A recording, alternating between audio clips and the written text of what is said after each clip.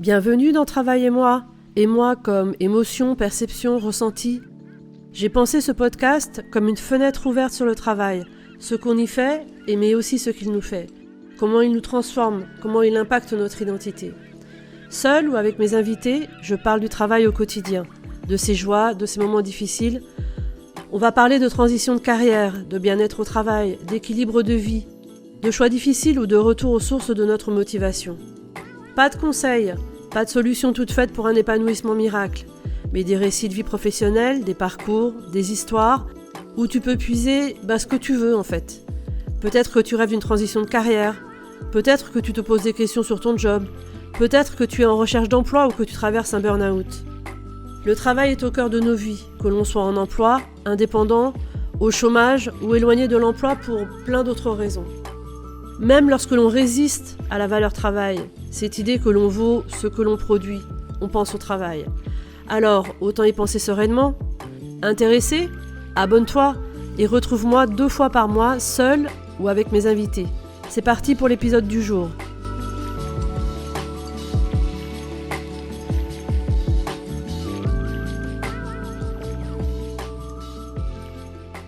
Aujourd'hui, j'ai le plaisir de recevoir à mon micro Catel Maguet. Bonjour Catel. Bonjour Sarah. Comment vas-tu aujourd'hui ? Je vais bien, un peu stressée par ce podcast. Il n'y a aucune raison de se stresser. Alors, je vais te poser la première question que je pose à tous mes invités. Est-ce que tu peux te présenter sans dire ce que tu fais ? Euh, Question bien difficile. Tu veux dire sans dire le titre de mon poste? Je donne la parole aux patients, aux soignants et aux chercheurs. Ok. Et comment est-ce que tu fais ça du coup ? Comment ça se met en place ? Alors, je fais partie de plusieurs associations de patients.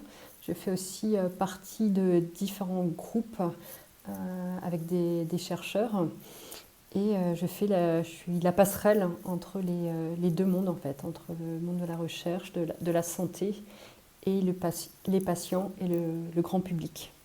Et du coup, ça veut dire quoi concrètement donner la parole ?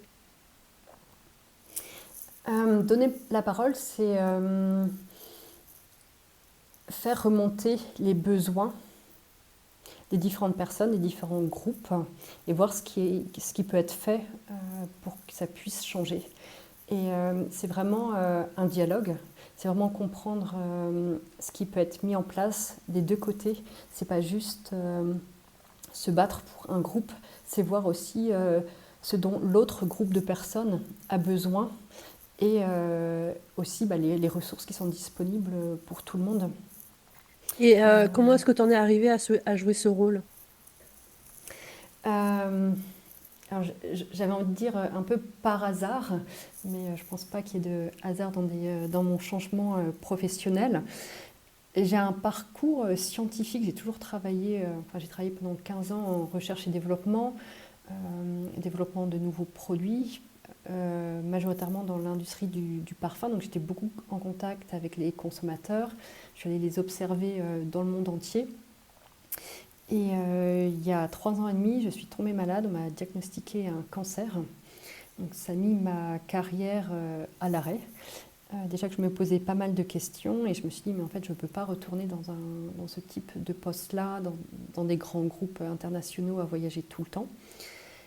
Et parce que j'ai pris l'habitude d'observer aussi les gens pour mon travail, en fait, je me rends compte que je le fais très régulièrement. Donc c'est ce que j'ai fait aussi à l'hôpital lors de mes séjours, lors de mes rendez-vous avec les différents médecins.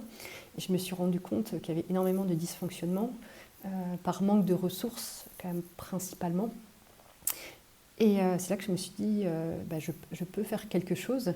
Et en parallèle, j'ai décidé de partager mon histoire. Alors pas dès le départ, parce que j'ai mis quand même du temps à pouvoir avoir le recul nécessaire pour partager mon histoire publiquement. Et je l'ai partagé sur LinkedIn. Alors, c'est pas forcément le réseau auquel on peut penser en premier, mais j'avais envie de donner une approche scientifique à ce partage-là pour sensibiliser le public au cancer. Alors moi, j'ai eu un cancer colorectal, donc c'était vraiment sensibiliser au cancer colorectal, mais aussi déjà, en fait, amener de la science dans cette approche-là, relier les différents groupes, on va dire, en fait, qui sont impliqués en fait, dans la recherche contre le cancer. Et j'ai commencé à être invitée à des conférences, j'ai participé à de la recherche, et c'est comme ça que progressivement, je me suis dit que je pouvais en faire un métier. Et ça donne un autre sens aussi à ce qui m'est arrivé. J'ai l'impression de pouvoir aider d'autres personnes et aider à ce que le système puisse mieux fonctionner, parce que voilà, on est assez d'accord que les systèmes de santé dans le monde entier sont en grande difficulté, et que derrière il y a des humains, et que eux souffrent aussi, que derrière les industries pharmaceutiques il y a aussi énormément de personnes, il y a des chercheurs, et puis après il y a la recherche académique, donc il y a toute une chaîne de personnes qui sont impactées par la situation actuelle, et le patient qui est en bout de chaîne, malheureusement, en souffre le plus, mais tous les maillons de la chaîne sont impactés, et c'est là qu'avec mon parcours en recherche, que je me suis dit que je pouvais faire le lien entre ces différents maillons. Et est-ce que tu peux nous décrire quel a été finalement le cheminement pour toi entre le moment où tu es tombée malade, le moment où tu as décidé de communiquer sur ton expérience, et le moment où c'est devenu comme une évidence d'ajouter à ce partage toutes tes connaissances scientifiques et ton parcours de scientifique? Alors j'ai mis du temps à le partager publiquement. J'ai d'abord partagé sur mes réseaux privés, on va dire, enfin sur Facebook, voilà, pour tenir un peu les personnes au courant. Mais déjà, j'ai pas partagé publiquement mon diagnostic, je crois, les 2 premiers mois. J'ai vraiment attendu, il y avait juste mon entourage proche qui était au courant. Et quand j'ai eu la première partie, en fait, mes premiers traitements étaient finis, j'ai eu envie vraiment de célébrer, de dire voilà, c'est fait, les résultats sont positifs, j'avance. Donc là, j'ai commencé à partager. Mais après, il m'a fallu encore plus d'1 an en fait, pour le partager sur LinkedIn. Je ne savais pas trop ce que je voulais en faire, et surtout de quelle façon l'amener sur les réseaux. Me dévoiler, mais pas trop, amener de la science, mais sans que ce soit trop barbant, sensibiliser, mais sans avoir ce côté culpabilisant. Donc voilà, ce qui m'a vraiment aidée, c'est que j'ai participé à un challenge sur LinkedIn où on devait publier tous les jours pendant 5 jours. Et pendant un de ces jours du challenge, j'avais partagé avec une association de patients mon histoire, et un peu par hasard, en fait, l'association a partagé sur les réseaux mon histoire. Et là, je me suis dit, mais en fait, j'ai besoin de me la réapproprier et de la publier de la façon dont je souhaite. Et donc, c'est vraiment là que j'ai commencé à publier régulièrement. Ce qui m'a permis aussi de recevoir une invitation pour parler à un congrès de chirurgie oncologique en Italie. Et c'est là que je me suis dit vraiment que j'avais un rôle à jouer. Ça a mis encore plusieurs mois pour que je me rende compte que finalement ce que j'avais fait auparavant dans mon parcours, que ce soit mes études d'ingénieur, mes années d'expérience en entreprise à l'international, pour voir comment ça pouvait m'aider. Et comment ça pouvait faire la différence par rapport à d'autres patients. Et c'est quand j'ai commencé à rencontrer d'autres patients qui avaient ce type de métier, on va dire, que je me suis rendu compte que j'avais vraiment beaucoup de points positifs de fait de mes études scientifiques. Le fait que je sois française mais que je parle couramment anglais, ça fait une grosse différence, parce que Quasiment toutes les publications scientifiques sont en anglais, tous les gros congrès sont en anglais. Donc il faut vraiment être à l'aise pour pouvoir voilà, s'exprimer en anglais. Et, et après, je me suis dit, mais comment je fais le pont entre finalement, mais quasiment, j'ai travaillé pendant plus de 10 ans dans l'industrie du parfum, comment je fais le lien entre l'industrie du parfum et la recherche contre le cancer. Et je me suis dit qu'il y avait, enfin, voilà, je ne le voyais pas au départ, et après je me suis dit, mais en fait si, c'est la recherche, c'est l'innovation, c'est toujours essayer de voir ce qu'on peut apporter à la personne, répondre à des besoins. Les besoins sont bien sûr très différents, mais il y a vraiment ce fil conducteur de mon parcours qui est vraiment la science et l'innovation qui me permettent aujourd'hui vraiment de rebondir dans ce domaine-là. À un moment, tu as dit, il m'a fallu du temps pour voir comment ça pouvait m'aider, le fait de partager ton histoire, et justement, comment est-ce que toi, ça t'aide? Alors moi, ça m'aide déjà à prendre du recul, à mettre des mots comme ça sur mon parcours, sur les moments qui sont aussi difficiles. Pour moi, c'est aussi une thérapie. Et le fait de le partager avec d'autres et de recevoir quand même beaucoup de messages de personnes qui me disent bah, moi ça m'a aidé ou ça m'a aidé dans mon parcours de soins, ça m'a aidé à mieux comprendre ce que des proches peuvent traverser, ça m'a aidé à prendre rendez-vous chez mon médecin. Et j'ai un parcours médical qui a été très compliqué parce que j'ai eu un diagnostic qui a pris du retard. Et ça a eu des conséquences quand même assez graves sur mes traitements. Ça a quand même voilà, mis... voilà, quand on a un cancer, de toute façon, on est... voilà, je ne sais pas comment le dire, mais voilà, notre vie est quand même en jeu. Et le fait que le diagnostic était autant retardé, ça m'a mis encore plus à risque. Et je me dis, si en partageant ça avec d'autres personnes, que ce soit le public, mais aussi les médecins, pour que plus personne en fait n'entende mais non, vous êtes trop jeune, en fait ça peut pas être un cancer. Ça je veux plus voilà, je veux plus qu'on l'entende. Et donc c'est vraiment un de mes messages, et ça m'aide aussi. Je me dis je peux pas changer ce qui m'est arrivé, mais je peux potentiellement aider d'autres pour que ça n'arrive pas à d'autres personnes. Tu emploies beaucoup le mot si ça peut aider, aider les autres, aider que ce soit la prise en charge, le diagnostic ou la compréhension d'un proche malade. Et il y a un mot que tu n'emploies pas qui est le mot inspirer. On a une position assez proche, je pense, toi et moi, sur ce qu'on pense de l'inspiration sur les réseaux sociaux. Mais est-ce que tu peux nous dire comment toi tu vois les choses en fait? Ouais, c'est drôle. Oui, c'est vrai que je pense qu'on a la même, un peu le même parcours, et on est toutes les deux beaucoup engagées aussi dans le bénévolat.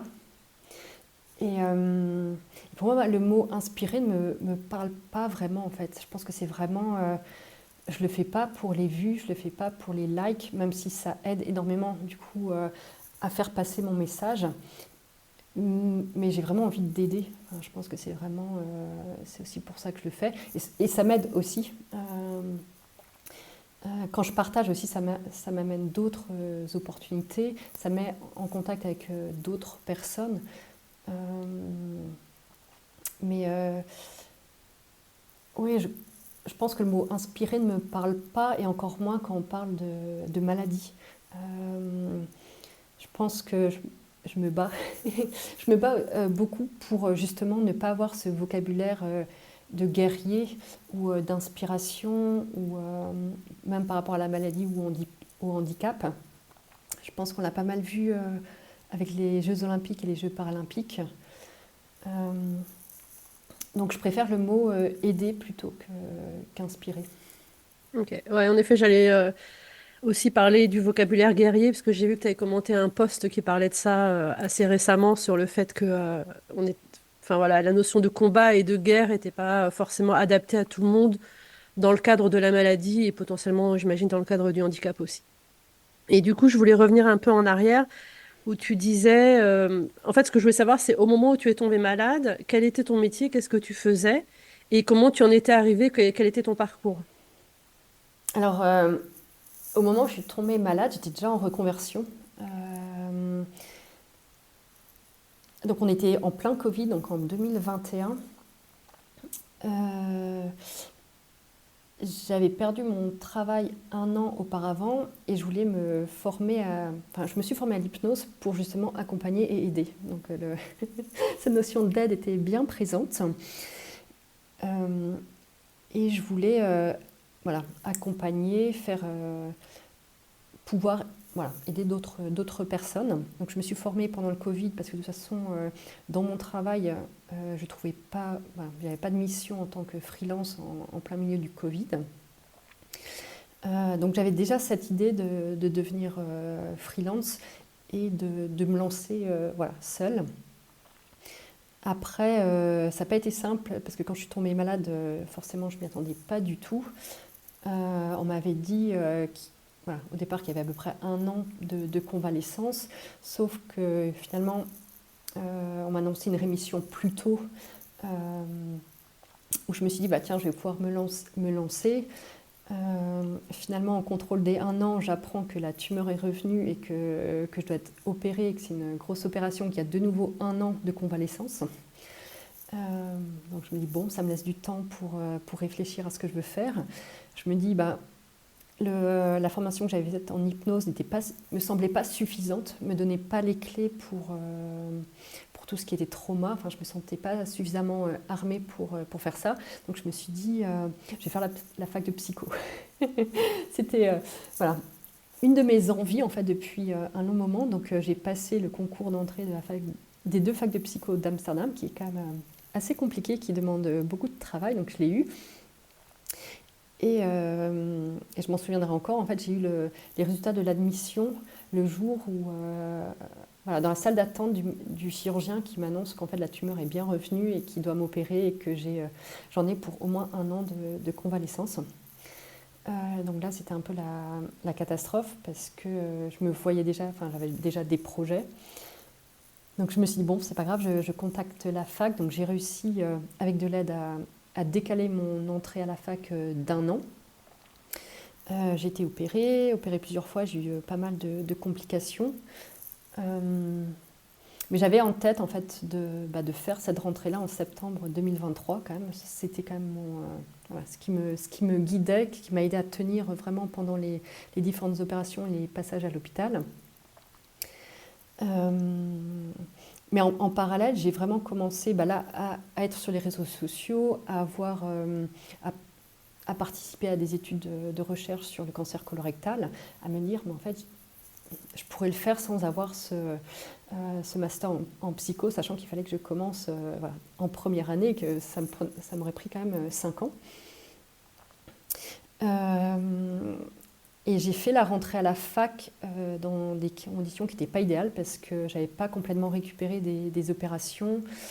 J'avais encore des rendez-vous quasiment toutes les semaines à l'hôpital. Enfin voilà, c'était pas idéal. Et surtout, je n'ai pas du tout aimé la fac. Ça a été très compliqué pour moi de retourner sur les bancs de l'école. C'était extrêmement scolaire avec des groupes de travail en fait, où on apprenait quand même des choses très basiques, donc qui sont très utiles pour des jeunes de 18 ans. Et pour moi, apprendre à faire un PowerPoint et à présenter en public, voilà, j'ai l'impression de régresser. Et j'ai réussi à avoir des équivalences pour certaines parties des cours, mais pas pour toutes. Et notamment pas pour l'écriture scientifique, et qui allait me prendre beaucoup d'heures. Finalement, ce qui m'a fait me décider, c'est que j'étais invitée à ce congrès en Italie, qui est tombé la semaine des examens de la fac au mois d'octobre. Et je me suis dit que je n'arriverais jamais à gérer les deux. Et en parallèle, en fait, j'étais sur le point de prendre une décision de me faire réopérer, et avec une convalescence encore annoncée d'un an. Et là, je me suis dit, en fait, finalement, la fac, ça ne me plaît pas. De toute façon, je ne vais pas pouvoir suivre les cours. Et ce qui m'intéresse, c'est tout ce qui est en lien avec le cancer. Et j'ai peut-être les bagages pour ça. Donc j'ai arrêté la fac au bout d'un mois, après avoir attendu aussi longtemps. J'ai été opérée en décembre l'année dernière, réopérée en janvier parce que j'ai eu des complications.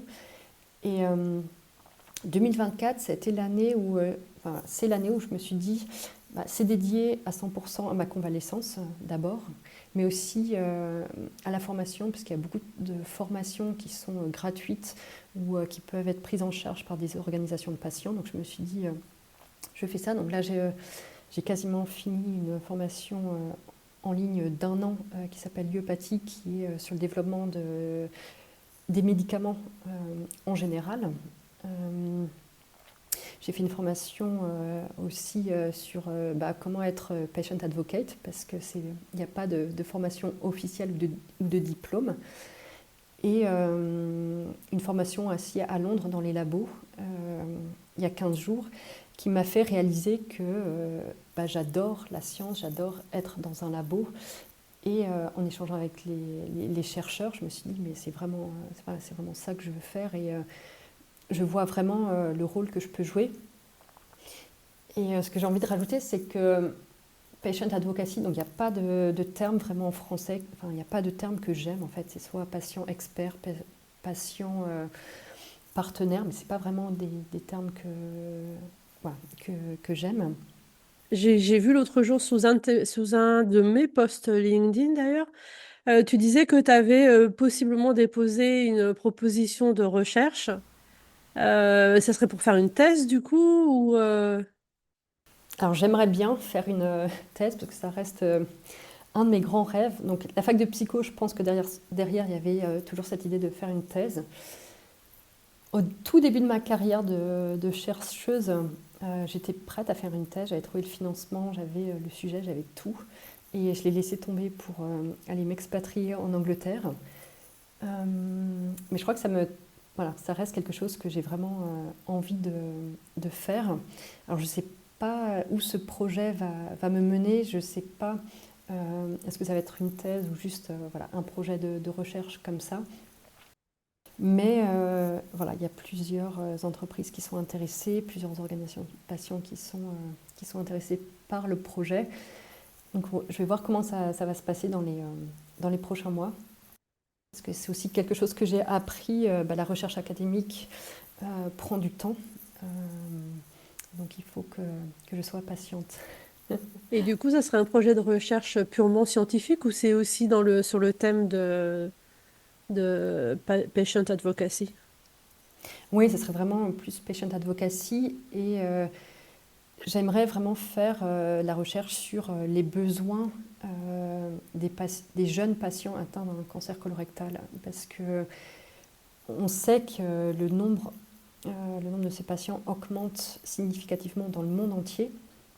Or, les traitements et ce qui est mis en place n'est pas du tout adapté. En fait, c'est un cancer qui touche encore majoritairement les personnes, on va dire, autour de 70 ans. C'est à peu près la moyenne d'âge des patients qui sont diagnostiqués. Et là, on voit des patients qui sont diagnostiqués à 30 ans ou à 40 ans. Donc, il n'y a pas du tout les mêmes problématiques. Les patients, du coup, ne sont pas au courant de ce qu'ils peuvent demander, ce qui peut être mis en place en fait, pour répondre à leurs besoins. Et les professionnels de santé ne sont pas non plus habitués à ça. Et comme on ne connaît pas vraiment les besoins spécifiques de cette population, il y a une espèce de gros vide. Et c'est là que, en tant que patient, on doit partir à la chasse aux informations. Et c'est très difficile quand on est diagnostiqué, parce que déjà, je pense que personne ne s'attend à recevoir un tel diagnostic. Et deux, on ne sait pas où chercher les informations.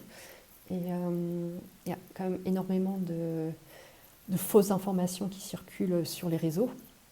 Et c'est un vrai danger quand on est dans cette période qui est quand même où on est fragile, on est vulnérable, et on peut se rattacher à des choses qui sont complètement fausses. Il y a quand même énormément de choses fausses qui circulent sur le cancer et qui peuvent mettre la santé de la personne en danger. Mm. Et je me dis, voilà, si on connaissait mieux les besoins des patients plus jeunes, on pourrait aussi avoir les ressources et les professionnels de santé seraient aussi beaucoup mieux formés pour répondre à ces besoins. Ok. Et tu as évoqué tout à l'heure ton école d'ingénieur, tu as évoqué aussi ton travail dans l'industrie des parfums. Est-ce que tu peux nous retracer un peu ton parcours justement de l'école d'ingénieur jusqu'à des grandes entreprises de la cosmétique et du parfum? Euh, alors j'ai fait une école d'ingénieur en agroalimentaire euh, que j'ai choisie un peu par hasard, on va dire. Je ne savais pas vraiment ce que je voulais faire. Je savais que je voulais être ingénieur. Je ne sais même pas d'où ça vient. Je viens d'une famille où il y a quand même une majorité d'enseignants d'un côté et de beaucoup d'agriculteurs de l'autre. Euh, voilà, je voulais être ingénieur. Et au cours de ma scolarité, j'ai fait beaucoup de stages et ça m'a énormément aidé parce que j'étais persuadée que je voulais être ingénieur qualité. Et voilà, j'ai fait 6 mois dans une usine de produits surgelés. Et là, je me suis dit, en fait, non, c'est pas du tout ce que je veux faire.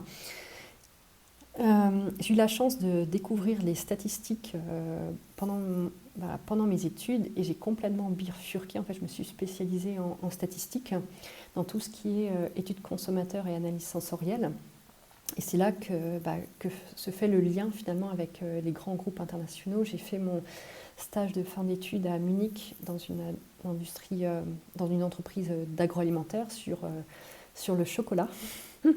Optimiser voilà, la recette d'une tablette de chocolat.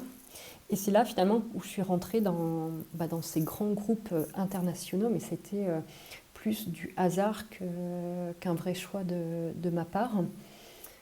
Euh, Mon premier CDI, je l'ai fait en recherche publique, donc j'étais fonctionnaire, mais pareil, c'était pas exactement ce que je voulais faire.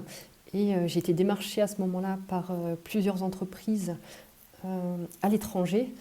Et j'ai choisi de retourner dans le chocolat, mais cette fois-ci en Grande-Bretagne. Donc pareil, dans un grand groupe international, m'occuper des études consommateurs. Euh, et finalement, il y a eu plusieurs réorganisations quand j'y étais. C'était très anglo-saxon comme méthode de management. Donc des personnes qui pouvaient disparaître du jour au lendemain. Donc j'ai perdu ma manageuse comme ça, qui a disparu. Ma N+2 aussi. Il y a eu plusieurs réorganisations. Donc à un moment, je me suis dit que l'environnement de travail ne me convenait pas.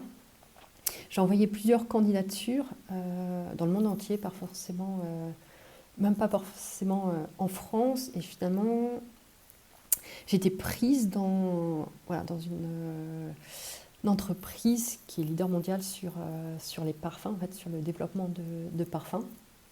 Et c'est comme ça que je suis rentrée dans l'industrie du parfum. Donc, encore une série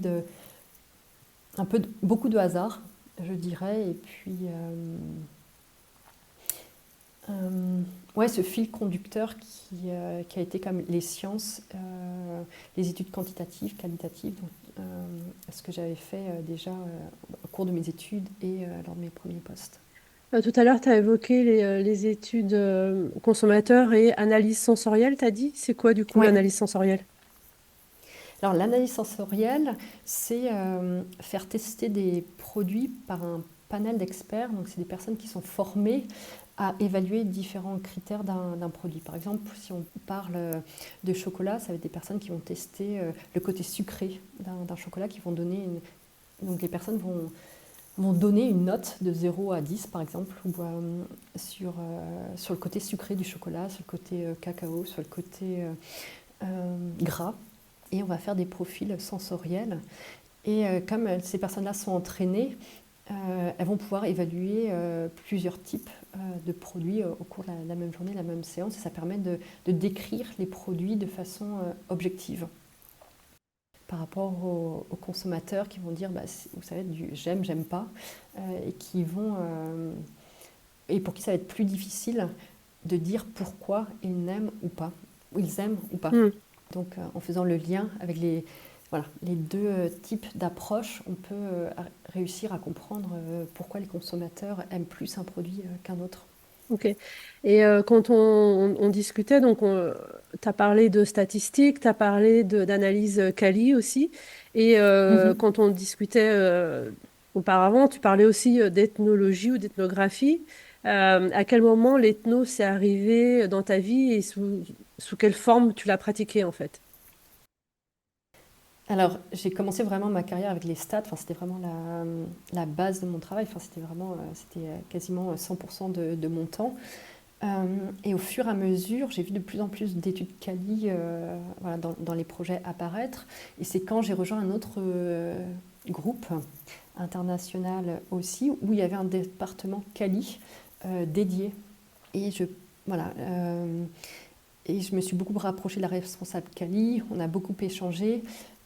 J'ai beaucoup appris voilà, d'elle, comment elle faisait. Et on avait beaucoup de projets en commun, c'est-à-dire qu'elle, enfin, ses projets étaient en amont par rapport à mes projets. Et je me suis dit, mais en fait, c'est une approche qui est extrêmement intéressante, très différente, mais qui m'intéresse aussi, en fait, où on prend beaucoup plus en compte l'humain.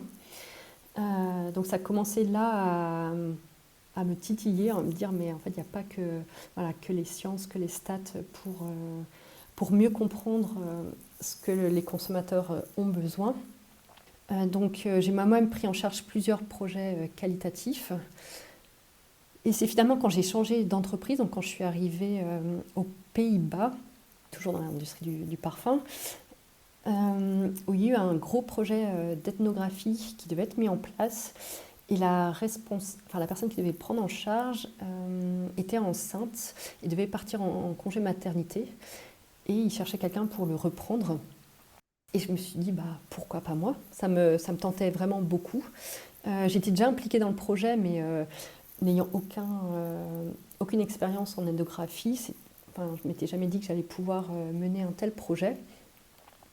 Et j'ai eu la chance de travailler avec une entreprise en fait, externe basée à Londres, avec des ethnographes à la pointe vraiment de ce qui peut se faire et qui m'ont vraiment accompagnée au cours de ces projets-là.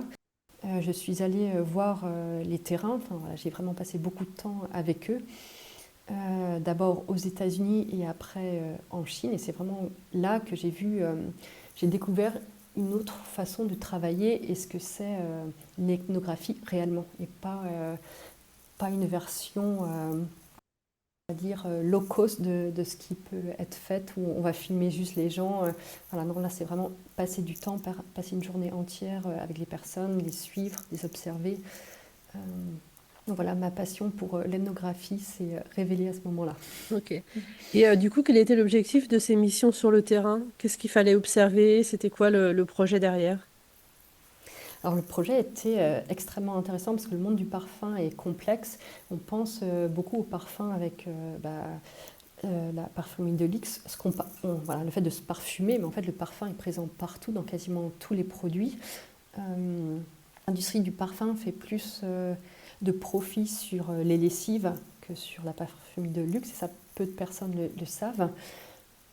Et dans ces entreprises, en fait, c'est très segmenté en fait. Les parfumeurs qui travaillent sur la lessive vont pas travailler sur la parfumerie de luxe, vont pas travailler sur les produits de la douche, sur le shampoing ou sur le gel douche. Et finalement, tous ces produits interagissent, tous ces parfums interagissent ensemble. Et il y a aussi tous les odeurs de la vie quotidienne qui interagissent ensemble. Et on n'avait jamais eu une vue globale en fait, de toutes ces interactions dans la vie quotidienne. Et c'est aussi quelque chose d'extrêmement culturel. Par exemple, l'odeur de propre aux États-Unis n'est pas du tout la même que celle du propre en Chine. Et on avait très peu de recul sur ces différentes approches-là. Donc nous, notre rôle sur le terrain, c'était vraiment d'observer les personnes, de leur lever au coucher, c'est-à-dire voilà, les observer dans la salle de bain, sous la douche, avec un maillot de bain, leur routine beauté, leur routine de lessive, et ça peut être aussi tous les produits de la maison, en fait, tout ce que les personnes peuvent utiliser comme bougies, comme autres produits pour parfumer la maison, ce qui est extrêmement présent aux États-Unis, et de voir comment tous ces produits interagissent ensemble. Et on se retrouve avec des personnes qui pensent, voilà, qui se parfument avec un parfum qui est très cher, et qu'en fait, quand on sort de chez elles, elle va sentir la bougie d'Halloween qu'elle a achetée qui brûle 24 heures sur 24 dans sa maison et, et qu'on peut la suivre à la trace avec cette odeur d'Halloween. Ok. Et tu disais donc, tu es arrivé aux Pays-Bas, tu as travaillé dans cette grande entreprise et au moment du Covid, plus ou moins, tu as perdu ton boulot. Et donc, à ce moment-là, tu as déjà, enfin, t'as entamé une reconversion à un moment où tu as perdu ton job. Et quel était l'objectif dans ta reconversion? On en a parlé un peu tout à l'heure. Tu disais que tu t'étais formé à l'hypnose et que tu voulais aider les gens. Mais est-ce que à ce moment-là aussi, avant le diagnostic en tout cas, est-ce que tu cherchais du travail? Ou tu avais déjà l'idée de travailler en tant que freelance? J'avais déjà l'idée de travailler en tant que freelance et je pense que je me suis rendu compte en fait assez rapidement que les grands groupes internationaux, c'était pas du tout fait pour moi, que c'était des milieux auxquels j'avais du mal à m'adapter. Et déjà, je pense que quand j'ai quitté Paris pour les Pays-Bas, je le savais. En fait, je savais que voilà, je prenais un risque en rejoignant ce grand groupe. Mais voilà, voilà, je suis arrivée aux Pays-Bas pour rejoindre mon ami néerlandais et je voulais pas arriver sans avoir un travail. C'était vraiment voilà, l'idée. L'idée. Après, quand j'ai quitté l'entreprise, l'idée c'était vraiment de continuer dans ce domaine-là, mais en tant que freelance et de choisir finalement les projets sur lesquels je travaille et surtout les gens avec qui j'allais être amenée à travailler. Donc c'était vraiment le but, vraiment de choisir les personnes plutôt que les entreprises en elles-mêmes. Et qu'est-ce qui te convenait pas ou ne te convient toujours pas d'ailleurs dans les grandes entreprises? Euh, Tu as 2 heures devant toi. Allez, c'est parti. Non, je pense que la première chose, c'est, je pense le management. Moi, ce que j'ai vu, voilà, c'est un type de management qui ne me convient pas. Euh, Ce qui est intéressant, c'est que j'ai toujours travaillé en recherche et développement, dans l'innovation, où on te demande sur le papier de proposer, d'être innovant. Et que finalement, quand tu amènes des idées qui sont innovantes ou qui sont différentes, on te regarde avec des grands yeux en disant mais non, ça ne va jamais passer. En gros, c'est quand même beaucoup de petits changements et pas de véritable innovation. Enfin, moi, c'est comme ça que je l'ai vécu.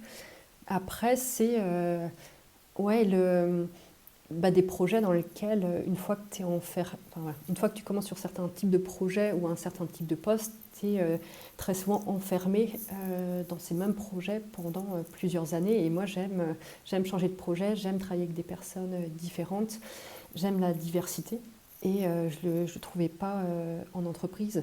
Alors un peu plus aux Pays-Bas quand même, où j'ai eu beaucoup plus de liberté, où le management est beaucoup plus, je ne sais pas comment dire, flou, Fluide, on va dire. horizontal, fluide.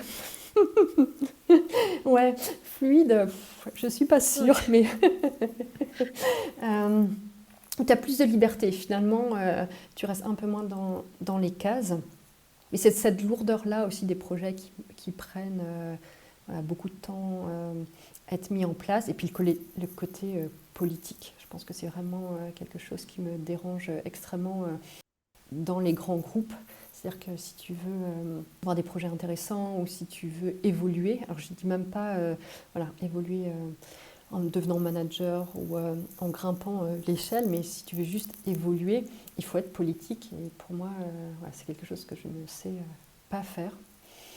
Et je pense que ce que j'aime particulièrement, c'est être sur le terrain, proposer des protocoles innovants, avoir des idées et les voir mettre en place. Et je cherche absolument pas à devenir manager ou à monter dans la hiérarchie, avoir plus de responsabilités. C'est pas du tout ce que j'aime. Et j'ai presque l'impression que c'est que ce qu'on pouvait nous proposer dans un grand groupe. Si tu n'es pas, voilà, si t'es pas cadre sup avec ton équipe à manager, voilà, c'est vu comme un échec. Ouais. On parle de plus en plus souvent de ce que certains appellent le futur du travail ou dans le fait que justement il va y avoir des nouveaux schémas de carrière dans les entreprises. Et en fait, ce que tu nous dis, c'est que toi, dans ton expérience, les grandes entreprises restent quand même très, très on va dire, archaïque, et on va assumer le mot archaïque dans la façon dont elles gèrent la carrière des gens, en fait. Ouais, tout à fait. Et je pense que les, les différentes entreprises que j'ai fait recrutent des profils très particuliers, ce qui veut dire aussi qu'ils se retrouvent avec, euh, entre eux, en fait, enfin, des personnes qui ont les mêmes types de profils. Et donc, à partir du moment où il y a des personnes qui arrivent de l'extérieur et qui n'ont pas ce profil-là, ça fait un peu bloc. Et pour la personne, c'est extrêmement dur de s'intégrer. Et je pense que ce manque de diversité-là est très problématique, parce que ça veut dire que les entreprises ne s'adaptent pas et perdent des personnes de valeur qui pourraient leur amener des idées, des façons de travailler beaucoup plus différentes. Et dans ce que tu dis, c'est très vrai. Je pense qu'il y a aussi cette idée qu'il y a quelques années, je pense qu'on pouvait encore faire toute notre carrière dans la même entreprise. Et il y a encore des gens qui le font. Mais je pense que c'est de moins en moins vrai. Et les entreprises ne sont pas forcément prêtes à ça. Mm.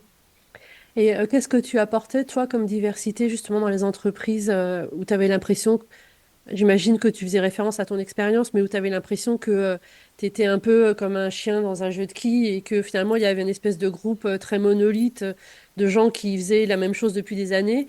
Et toi, quand tu arrivais, à quel moment tu sentais que tu étais en quelque sorte un élément perturbateur? Je pense qu'à chaque fois, il m'a fallu plusieurs mois pour m'en rendre compte, parce que les entreprises, même si on travaillait sur les mêmes produits, je travaillais avec les mêmes fournisseurs, voilà, c'était quand même très similaire, les modes de fonctionnement étaient très, très différents. Donc j'avais toujours une période d'adaptation les premiers mois en me disant, bon voilà, là, ça se passe pas forcément très bien, mais c'est juste parce que je suis pas encore bien intégrée. Et au bout de 6 mois, parce que c'est quand même très fatigant d'essayer de rentrer dans un moule, à me dire, bah, en fait, non, ça va être compliqué. Et j'ai été recrutée, comme je disais, bah, pour de l'innovation, pour créer des protocoles. Et en fait, on me demande de faire la même chose que ce qui est fait depuis 5 ans ou 10 ans. Et surtout, j'aime le côté quand même scientifique, donc j'aime quand les choses sont faites de façon carrée. Et je pense qu'il y a quand même des standards dans les statistiques. Par exemple, faire un test sur un minimum de personnes. Et dans une de mes entreprises, c'est vrai que voilà, j'annonçais un chiffre, il faut faire le test avec 120 personnes. On me disait, ah non, non, mais là, on le fait sur 40 et ça sera largement suffisant. Alors que voilà, on sait tous que non, ce n'est pas absolument pas suffisant, mais on peut faire des statistiques sur n'importe quel jeu de données. Donc ça donne l'impression que c'est scientifique alors que ça ne l'est absolument pas. Mm. Donc en fait, il y avait à la fois le côté, on te demandait de proposer des choses différentes, mais quand tu les proposais, on te disait, on a toujours fait comme ça, en gros, Oui, et voire même, on te demandait de t'asseoir sur la rigueur scientifique pour obtenir les résultats qu'on avait envie d'obtenir. c'est ça, voilà, de jouer avec les statistiques pour faire passer des résultats, enfin, pour faire accepter certains résultats. Ouais. Mm. Et donc, quand tu as quitté ta dernière grande entreprise, tu t'es formé en hypnose. Et pourquoi l'hypnose? Parce que tu t'as dit que tu voulais aider les gens. Il y a plein de façons différentes d'aider les gens. Donc, pourquoi est-ce qu'à ce moment-là, tu as pensé spécifiquement à l'hypnose? Alors l'hypnose, c'est parce que moi je l'avais découvert pour moi euh, et que j'aimais beaucoup l'approche et que c'est une approche qui est à la fois voilà, qui a des bases scientifiques, mais qui laisse part aussi à l'imagination. En fait, enfin, c'est un peu les deux qui laissent place à la liberté. Et donc, voilà, je me voyais. Moi, ça m'a beaucoup aidé. Et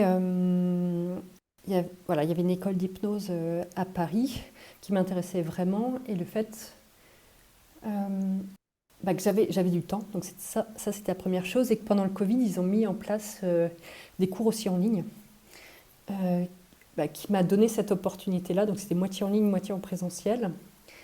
Et comme de toute façon, je savais que j'allais pas pouvoir trouver du travail, je me suis dit pourquoi pas. Et j'avais en tête, en fait, juste avant de perdre mon travail, j'avais fait un projet avec une agence sur le développement de produits où on avait mis en place de l'hypnose.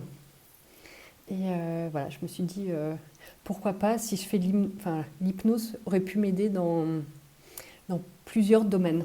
Et puis encore une fois, Et comment ça, vous avez utilisé l'hypnose dans ce projet? alors on travaillait justement sur le parfum, et le parfum est quelque chose de très émotionnel, beaucoup lié à l'enfance. Et donc on a essayé de recréer justement des parfums euh, qui pouvaient rappeler ces odeurs d'enfance. Et donc en mettant les personnes sous hypnose, voilà, en ayant comme ça un test en fait avec les personnes pour les mettre comme ça, et bien sûr volontairement, hein, on ne force pas, voilà, c'est une hypnose, c'est pas de l'hypnose de spectacle, c'est vraiment, voilà, replonger les personnes dans des souvenirs d'enfance pour refaire le lien avec les parfums. Donc c'était un projet, voilà, Hmm. encore une fois, passionnant. Et finalement, est-ce que tu as été amené à utiliser l'hypnose, à en faire ton métier, en fait, à avoir des clients ou pas du tout? Pas du tout, parce que j'avais commencé à donner des séances pour m'entraîner, donc des séances gratuites, juste voilà, pour m'entraîner. Et au moment où je pensais me lancer, c'est là que j'ai eu voilà, le deuxième diagnostic. Et après, ça a été très vite évident que je ne pouvais pas en faire mon métier parce que c'est quand même fatigant comme approche et que je garde des effets secondaires des traitements et la fatigue en fait partie. Donc ça veut dire que j'ai pas l'énergie nécessaire pour faire suffisamment de séances dans une semaine pour pouvoir en vivre. Et que ça veut dire là que je pourrais potentiellement faire une séance par jour, mais ce serait trop fatigant pour moi. Et est-ce que tu t'en sers encore pour toi, de l'hypnose? Ouais, ça par contre, c'est là que la formation m'a énormément aidée. Donc j'ai fait donc, de l'auto-hypnose pendant tous mes traitements. J'ai été accompagnée en hypnose aussi. Et ça m'a aidée à traverser toute cette période, gérer la douleur, gérer les appréhensions. Et là, je le fais encore beaucoup pour me projeter, en fait, pour aller de l'avant et m'aider à continuer à avancer. Ok.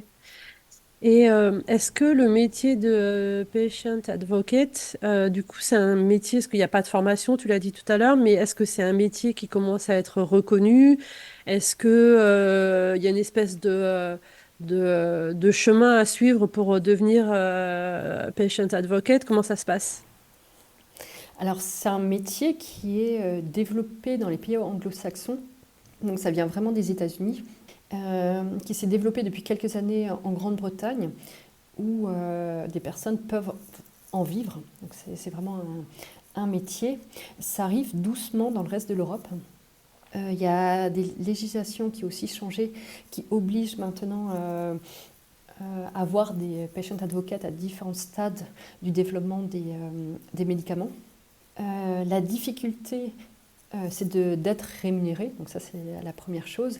Et en effet, comme c'est pas, enfin, qu'il n'y a pas de diplôme officiel, c'est un peu la jungle quand même dans les profils.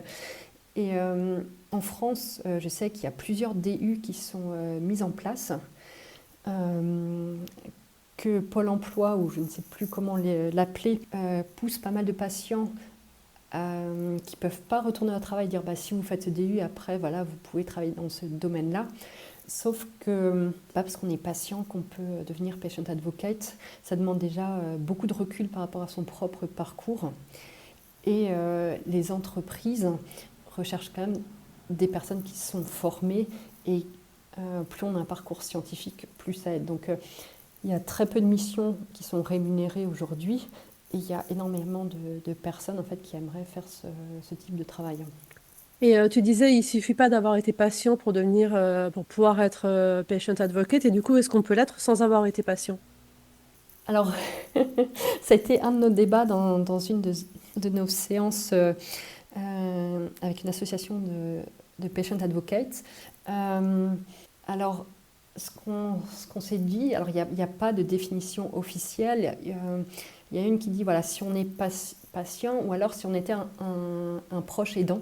vraiment en contact avec un patient, parce que il y a en effet de plus en plus de personnes qui se disent patient advocate, mais parce qu'ils ont travaillé par exemple dans l'industrie pharmaceutique, dans des départements où ils ont été en contact avec des patients, et qui font maintenant du consulting en se disant patient advocate parce qu'ils ont travaillé avec des patients. Et c'est là où nous, en tant qu'organisation de patients, il y a ce côté éthique où on se dit ces personnes-là n'ont jamais vécu ce qu'un patient ou ce qu'un proche aidant peut vivre et traverser. Et je pense que c'est là voilà, que c'est important de bien regarder en fait qui se définit comme patient advocate, et notamment comme ça, c'est très à la mode. Je pense qu'il y a des personnes qui voient voilà, qu'elles pourraient avoir des missions payées à faire ça, alors qu'elles n'ont pas de véritable lien avec des patients. Hmm. Et comment se présente la fin de l'année 2024 pour toi et l'année 2025? C'est quoi tes projets aujourd'hui? Euh, Finir ma convalescence si je trouve le temps. Euh, alors, j'ai une fin d'année qui est assez occupée avec des voyages, donc une fin de formation. Je pars aussi à Stanford, en Californie, dans un peu plus d'un mois pour un travail avec des chercheurs sur place. C'est un projet que j'ai rejoint il y a un an et qui me tient vraiment à cœur. J'enchaîne sur une conférence à Porto, sur une conférence à Bruxelles, sur une intervention en entreprise normalement en France. Et 2025, j'espère voilà, continuer dans cette lancée et en ayant enfin des missions rémunérées. Parce que là, je le fais voilà, de façon bénévole. Mais c'est l'idée de pouvoir en vivre en 2025. Et quand tu dis finir ma convalescence si j'en trouve le temps, du coup, ça veut dire quoi? Et ça serait quoi finir ta convalescence par rapport à l'état dans lequel tu es aujourd'hui, on va dire? Bah, il me reste encore quelques effets secondaires à gérer, et notamment cette fatigue. Et je sais qu'en voyageant, bah, ça n'aide pas, et qu'il me faut quand même des périodes de récupération qui sont beaucoup plus longues qu'avant. Et j'ai tendance, alors je sais pas si, ouais, j'ai tendance à l'oublier, surtout quand je prévois mes déplacements en les prévoyant comme je le faisais avant. Sauf que voilà, je mets beaucoup plus de temps à récupérer, et voilà, il faut vraiment que je le garde en tête. Et c'est pour ça que je le dis, voilà, que la convalescence, enfin, c'était quand même le but de 2024, c'était de me remettre sur pied euh, pour récupérer de tout ce qui m'arrivait au cours voilà, des 4 dernières années. Et de faire, voilà, j'ai un bilan de prévu en fin d'année avec l'équipe médicale pour voir voilà, ce qui reste encore à faire. Mais voilà, j'ai encore énormément de rendez-vous médicaux. Je suis suivie à la clinique de la douleur. Et ça, je pense que ça va être voilà, un suivi qui est voilà, pour plusieurs années, voire toute ma vie. Donc 2025, voilà, j'ai envie de dire que ça va être j'espère un nouveau départ, parce que ça fait 3 ans que je me dis chaque année que ça va être un nouveau départ, et qu'il m'arrive quelque chose qui repousse ce nouveau départ. Là, je le sens normalement bien.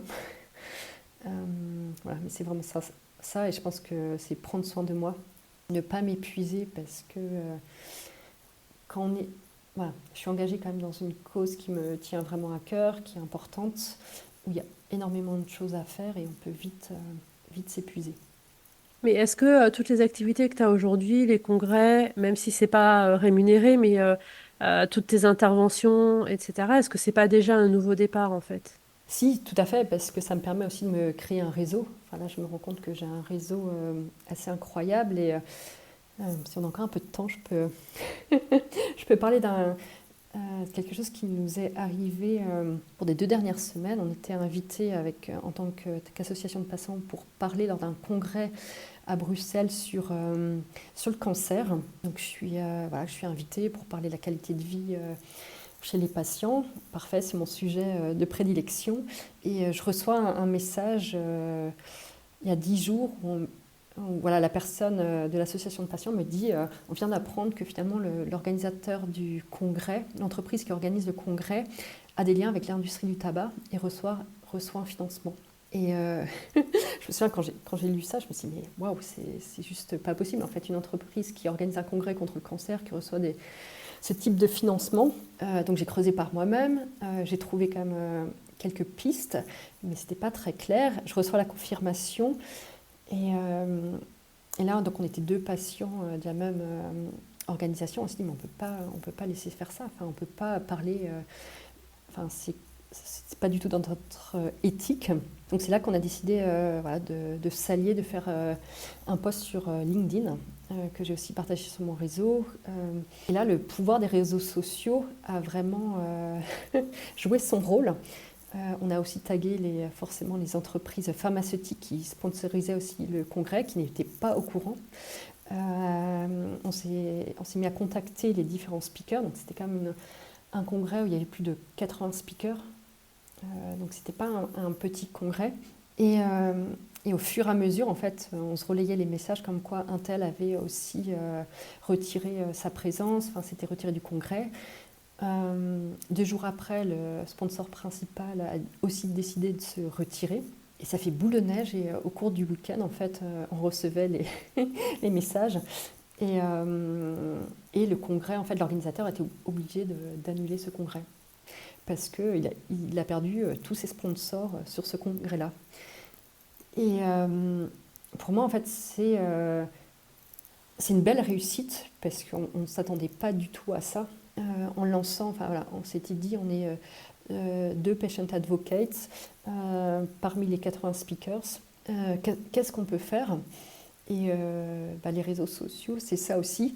Et c'est finalement le fait d'avoir été invité à d'autres congrès fait que les personnes aussi me connaissent un peu mieux, savent voilà, ce que je fais, connaissent mon éthique, connaissent pourquoi je suis engagée.